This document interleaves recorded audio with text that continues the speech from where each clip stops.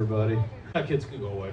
All right. Hey, this week we're finishing up. We've been looking at Jesus for the burnout and kind of how to handle burnout over this time as we get back together. And I think one thing moms know about, and maybe all of us need to figure out how to handle, is questions. Do I get asked questions? I was actually looking for a question video, but they were really inappropriate. Yeah, they were not very appropriate, so I did not play one of those. Anyway, so kids, they might ask some really strange questions.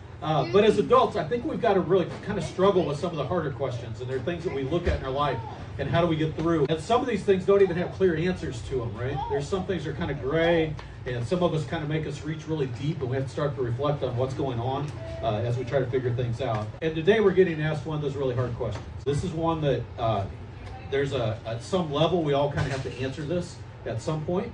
And I know that we all know that a lot of bitterness and depression can lead to chronic issues. But when we're burned out and depressed, those tend to kind of snowball. So not every issue is a spiritual issue, but I think every issue has a spiritual component we have to address at some level. So as we start getting kind of burned out, we start looking at the negative that has negative effects on us emotionally, physically, spiritually, and things kind of get driven down and down and down, and we have to figure out what we're going to do with that. And that's what Jesus is answering for us today. So this is John chapter 5, verses 1 through 6. Sometime later, Jesus went up to the Jerusalem for one of the Jewish festivals.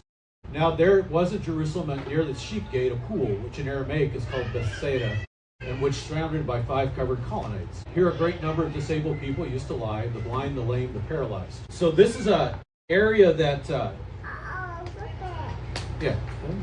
one who was there had been invalid for 38 years.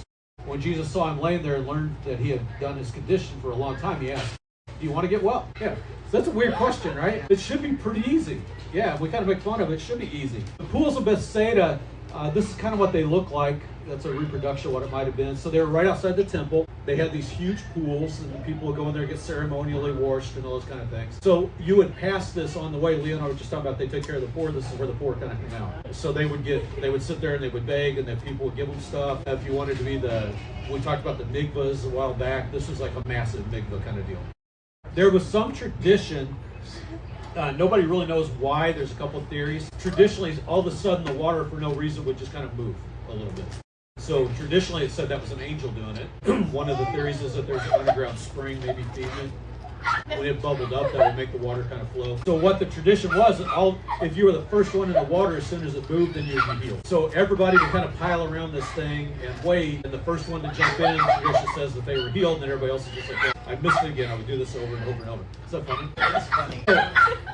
Imagine this area that we're looking at. Imagine this area. I think it could be worse. Imagine this area we're looking at, and all these people are piled around it, waiting for the water to stir. People are begging. People are doing this. All kinds of stuff going on. And Jesus comes walking through, and he looks at this guy and goes, "Do you really want to get well?" Well, I mean, he's sitting there.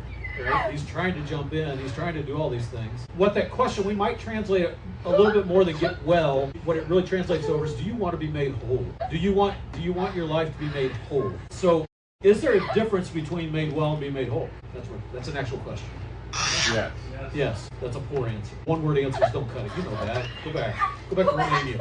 Go back to Romania where you give one-word answers. Well, the made well is about the physical, and the made whole is about the spiritual side. Can be, yeah. Anybody else? Any thoughts before I make fun of Leo again? It's an outside thing, but the whole thing is inside, outside, everything around. Like, it seems like well would be what people see, and whole would be as I feel. Yeah, that's a piece of it. It could be. There's a lot of levels to it, right? Yeah, there's a lot of layers to this. So imagine everything you just talked about. That's the question Jesus is asking him. Do you want me to heal you, or do you want me to make you whole? Do you want me to make you complete? And what's that look like when we get made complete? Because we have, like, different people will go up different ways, and we'll look at this different areas. My dad, this is hard. We lived on about 3.5 acres out in the middle of the country. And he was known for having the junkiest mower mankind could get. And we had to have a riding mower. It was terrible. This thing was broke half the time. So my Saturday was 8 o'clock, work on the mower to hope it was fixed by noon to get the grass cut before it broke by 6. So you could do it again the next week. I hate broken mowers. We have an electric mower. My dad bought another junk mower of the same kind to have spare parts, so we'd have to go get new parts for the mower. It's just one of these things that went around. When we're trying to patch it together, you want to be something that's whole and complete. That's the difference. Are we trying to patch it up to get through, or do we want to have something the way it's supposed to be? That's really what Jesus is asking this guy. So on the surface, that should be a really, really easy question for us. And in fact, it should be so easy, it almost makes you ask, well, why did Jesus even ask him that? That's kind of a implied, right? We said he's there trying to get healed. He's doing these things. Why did he ask for the first part? Well, there's a lot of layers. Said this guy had been sitting out there for 38 years, right? Think about your life for 38 years. Some of you haven't been there. So for 38 years, this guy has not been able to take care of himself completely. He's had to rely on people begging. It wasn't like he had a welfare system beyond begging, like we talked about, right? He would have had to have all these things brought to him, taken care of, have people dealing with him. And over, every time that happens, that would reinforce, oh, you have an issue. So I have an issue, I have to go beg. I have an issue, I have to have somebody help me. I have an issue, I have to do. And over, we would do that. So every day he goes to the pool, somebody else jumps in front of him, so that he has to come up with a reason why he can't be the first one in there, right? It's just every day. And guess what? If you allow something to define you over and over, eventually you'll make that your identity. It doesn't matter what it is. If you allow that thing to define me, then eventually that'll be who I am. And that could be a positive or a negative, right? We can be a job title. It could be a hobby. It could be a role. It could be a mom. If we let something define who we are, eventually that becomes our identity. So if this guy is healed, whole, and he's laid his identity into having this issue, now that's a big conflict for him. That's why Jesus is asking this question. Do you really want me to make you whole? Or do you want to really lay there and complain like you've been doing for 38 years? It might seem like that's a silly question, but a lot of us have to ask ourselves that. Are you willing to let go of everything that's holding you back and keeping you from having that identity in Jesus? Or am I still holding on to these pieces of it because that's who I subconsciously? 2 Corinthians 5:17, anybody know what it says? In Christ you are a new creation, right? Metamorphosis. The caterpillar changes to a butterfly. But you don't become a new creation without struggle. If you go cut a thing open, the butterfly will die. Same way with turtles. If you go put a turtle in the ocean, they're going to die because you have to have the struggle. So when this guy's sitting there and he's asking us, he's coming up and saying, are you willing to go through the struggle? Do you want to do this thing to make yourself identify with me? So really the question is, are you ready to reorient your entire being around me? Or do you want your entire being to be reoriented around you? Hey, hold. That's the question. Are you willing to give that deepest part? Are you willing to let go of the things that you hang on to, like your last dollar? And we will do that and not think about it. You don't even realize what you hang on to sometimes. It could be life situations, it could be pain, it could be illness. Have you ever met anybody that, like, no matter what you do or what is going on in your life, theirs is worse? Have you ever met that? But yeah, doesn't matter what you're going through. I'm going to give you a little medical secret today because I work in the medical field. Don't do this, I'm going to give you some advice on how to get in a good side with your physician. One of the funniest things that anybody that deals with any orthopedic situation for sure, one of the questions that we laugh at the most is, I did not tell her that, by the way. I could take more pain than most people. Give me a pain rating of 0 to 10. Well, I can take more pain than most people. My 5 would kill most people. I'd be like a 15 for anybody else. We laugh about that behind y'all's backs all the time. And it's universal. Everybody does it. I used to work at work comp, and I would deal with a lot of people going through this kind of stuff, chronic and dealing. And sometimes there were not motivation to get better. Financially, they were not motivated to get better, right? You ever done a pain drawing? Anybody ever done those where they say, hey, give me little slashes or X's or anything? I've had people circle that and hand it back to me. You name it, we've seen it. But they would, and sometimes in the hospitals especially, you guys, especially in the hospitals, what you'll see is the families make this thing worse because the families are trying to help and the families are trying to get by and they love you so much that every little grunt, go jump right on. We don't let them go through the struggle of metamorphosis. We don't let that person struggle because we want to be there for them. But sometimes they have to learn, hey, you can do this on your own. Because if I don't learn that I can do it on my own, guess where I end up? By the pool going, I have to have somebody help me into it. It's the struggle. Their identity becomes, it's hard for me to do that, or I can't do it, or I need somebody to do it for me. That becomes my identity too often. And when we focus on that brokenness and that frustration, then it just becomes a piece of who you are. And now if I let that go, now who I am I? Because like I said, in the hospital, sometimes you'll see that with care, spousal care is really bad about it. So if I let go of having if I start doing it for my own, my spouse doesn't do it for me, then I lose that piece. Am I going to lose my spouse? That's the slope. They have to take care of me. If I don't need them anymore, then what do we do? It becomes a really slippery slope. So we got to struggle with this question. Do you want to be healed? Do you want to be healed? We aren't laying in the hospital, and some of us have pain, some of us don't. But what we are struggling with is this walk of life and everything going on out there, and we keep saying, oh, I want something better. You have to struggle with, do you really want it to be better? Do I really want the next step in my life? Do I really want Jesus to do I really want to reorient myself around Christ? Or Would I rather say it with my mouth but then live with my life in a way that doesn't do it? Would I rather say, yeah, I want to be healed, but really I want to do things the way I want to do them on my own time and hang out and do the same thing that I can complain about? Jesus asked him, how's he reply to it? Well, this is verse 7. Sir, this guy says, sir, I have no one to help me into the pool when the water's stirred. While I'm trying to get in, someone else always jumps in ahead of me. I got nobody to help me.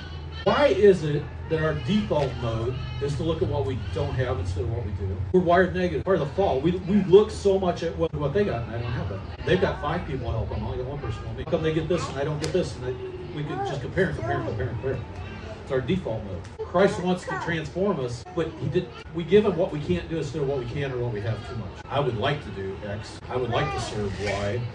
But I need A, B, C, D over here, because I'm not willing to give up this piece of my life. So we respond a couple different ways. I think the number one thing we do, we make excuses all the time. I don't have anybody to help me. It's not my fault I can't get in there. Somebody else to help me in there. It's not my fault. I've tried for 38 years, but it's not my fault because nobody's doing it for me. That's really what he's saying. We don't like to put focus on ourselves because of pride. Welcome back. I had said that in 6 months. No, but we've all thought it for 6 months. We don't like to say it's my fault. Maybe I just screwed something up. We like to blame somebody else for why my life is so bad. It's never my fault. I'm doing everything great. Over here, it's outside things that are a problem. I'm broken. We like to blame others. I'm here all alone. What can I do? I can't get anything done. And when you make excuses in your brokenness long enough, then you start to identify with that. So we all know, if you've been around, I'm pretty sure you all know, somebody that will joke about, hey, I'm just going to hell. You ever heard that? I'm going to burn out. Yeah, what they've done. So what's happened, though, when somebody says that, we joke about it and we kind of laugh it off. What they have done is accepted this internal thing of that I'm so broken, I'm irredeemable, I might as well just keep up in my brokenness. And then we laugh it off. They don't understand how to be made whole, so we joke about how I can't be made whole, and then it becomes so subtly, that's my identity. We make excuses for what it is. Number 2, we keep going back to our pain, which sounds really, really weird. We keep going back to our source. People get stuck in these cycles of hurts because it's hard to change. And sometimes it's the hell you know is better than the one you don't, right? Sometimes it's easier just to say, I'll just stay here, even though I know this is terrible, instead of moving on to the next step. People get stuck in this hurt. And it's, if you talk to a lot of addicts or people like that, they'll tell you, I had to hit rock bottom before I really changed. Why? Why do you have to hit rock bottom? What's it do? Makes you examine. Yeah. I had a friend of mine that was an addict one time told me, you don't, go ahead. All of this is about weak people too. The whole time I'm listening to this, it's literally just weak-minded people. Right, they just don't want to do the work. All this weak people, weak-minded people. Because it takes effort. Correct. A lot of times, yeah. I had an addict that I knew one time told me you don't have to hit rock bottom to find Jesus, but when you hit rock bottom, there's nowhere else to turn. There's nowhere else to go. So often you'll have to bottom out, and then they'll get a wake-up call when they could have done it 38 years ago. And the funny thing is, even though we say like we have to hit rock bottom, a lot of times it's not really rock bottom. A lot of them get out of it. Like, 'cause rock bottom, like a lot of times it's kind of what they consider rock bottom is the line before you've gone too far. Yeah. And then like those ones never come back from it for various reasons and things like that. But it's just easier because before that point, you have to choose. You have to make an effort, and whatever they think, it's too hard, it's too strong. A lot of times, to the point they're saying, it's just easier to just stay in that realm. It's comfortable. I don't have to do anything else, and then people will give me attention. I get the attention from being in that place. There's always that. I'm about to do some stuff. You can't think like yes. There's always somebody that's a lot rougher going. And like I said, we've been, and you can see rock bottom in this country may not be rock bottom in another country. Yes.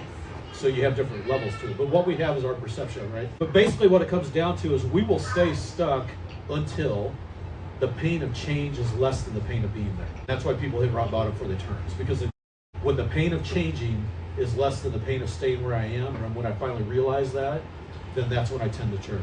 Like I said, butterfly has to have struggle to go through before it can become when it can live. We choose to kind of stay zipped up in our sleeping bag until it's less painful to change. It's just who we are. So Jesus tells us, guys, this is verse 8 and 9. Jesus said, get up, pick up your mat and walk.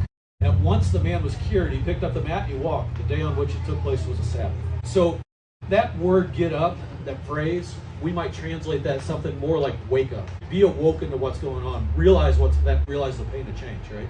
Wake up, see what's going on. I think it's very little to do with our physical state. I think it's got a lot more to do with surrendering, this moment when we have to surrender everything. Are you willing to get rid of this stuff? Quit making excuses, quit complaining. Be awoken to where I am. I'm standing right in front of you. You're going to realize that. That's really what he's asking. You want to be made whole. And then that's when he became cured. And that cured again was, that will translate as whole, more than disease cured. When we were in Brazil last time, we were going house to house. And there was a gal that said, I want the American to pray for my son.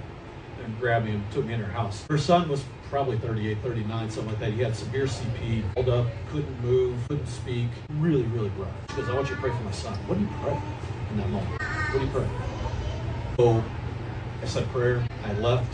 He died that night. Came back the next day. The mom was so happy. We're like, not happy because the son had died. She was happy because he was finally released. And she's like, he's running with Jesus now. Thank you so much for coming in. And it's a weird perspective, but he was made whole, and she was made whole in that moment. Nothing to do with me. It's like just that happened. But that moment, she was healed and cured. She woke up. And Jesus is calling us into that, out of that same kind of slumber all the time. Every day, stand for it and go, do you want to be whole? Do you want to surrender to me? Do you really want that? Or do you want to stay stuck where you are? The other choice. That's free will. So what? That's our question. So our default mode, I think, has to be how to tell Jesus what we can't do, what we don't have, what the problems are. We like to complain. But notice, once that man let go, as soon as he let go of his past, and Jesus said, just get up, he got up, he walked off.